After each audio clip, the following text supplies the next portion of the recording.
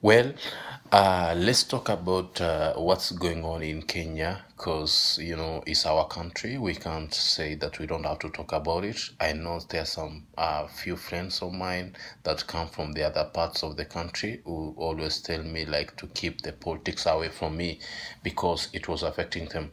But I can't help myself. I always have issues that affects me. I always grew up like I wanted to see a great country of Kenya. I always love to be a Kenyan. I always feel like we as Kenyans, I never used to see like we need to be like tribal. But you know what? Hey, I was wrong. In Kenya, we have two tribes. We have a tribe called the tribe that thinks that they own Kenya, and we have a tribe that has been over for the years coming. We even learn in school that this tribe has been overlooked. Everybody hates this tribe. They think that this tribe cannot be able to rule the country. We are heading in a long direction as a country. I'm sorry to say this, but let me just be honest with you.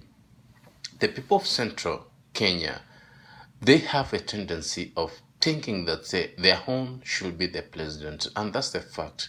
They have never voted for anybody. When I'm saying the people of Central Kenya, I'm saying the majority.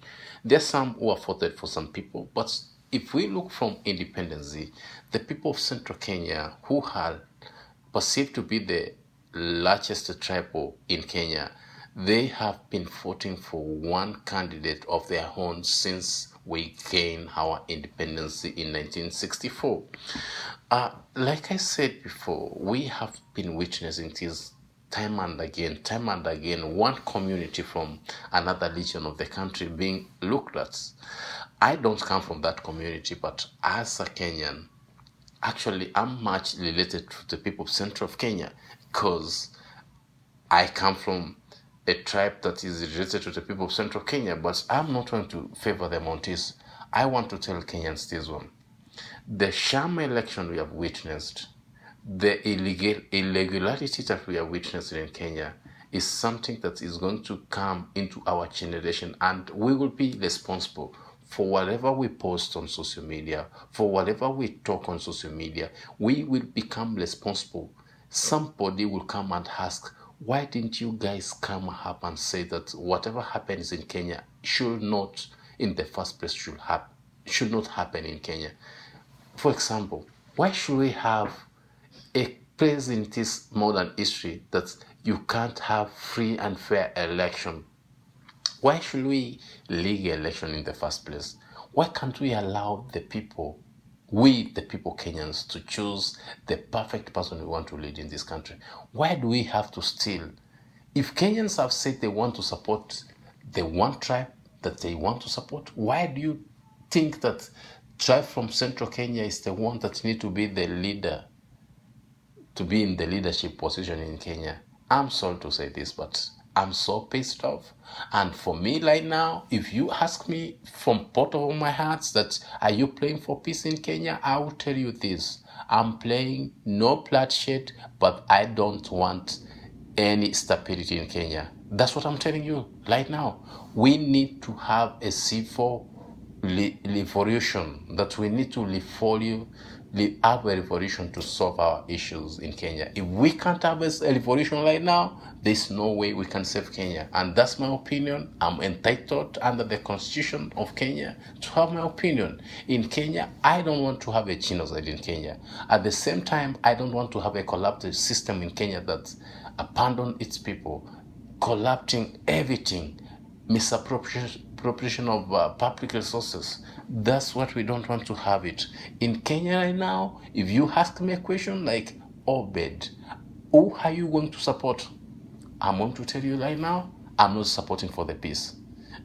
Meaning that for the peace, I'm not saying that we are going to go and fight other people. We are going to go and kill other people. I'm saying that we need to have a revolution in Kenya, overthrow the government. I'm calling upon the people who are in the military, the people who are in the armed forces, the people who are taking care of the country, not to be used by the tribal regime that is collapsed, is sham to kill innocent Kenyans. Let them protest because they have the right to protest.